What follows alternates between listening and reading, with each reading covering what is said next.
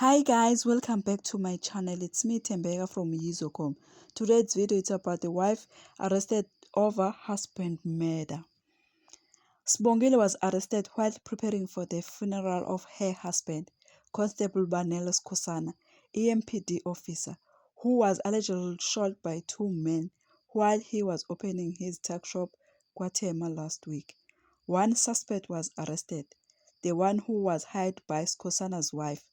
This happened after she had tried poisoning her husband a week before the murder. Luckily, he survived on food poisoning. The arrested suspect is going to appear at court of Springs Monday. Investigation continues and more arrests are expected. Skhosana and his wife, it was not a long time together because Skhosana was paid lobola on December 2024. February 2025, he brutally killed.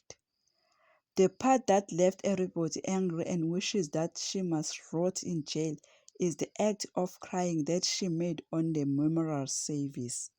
Family spokesperson Lunga Skhosana had thanked the MPD and other law enforcement agencies who contributed to the investigation.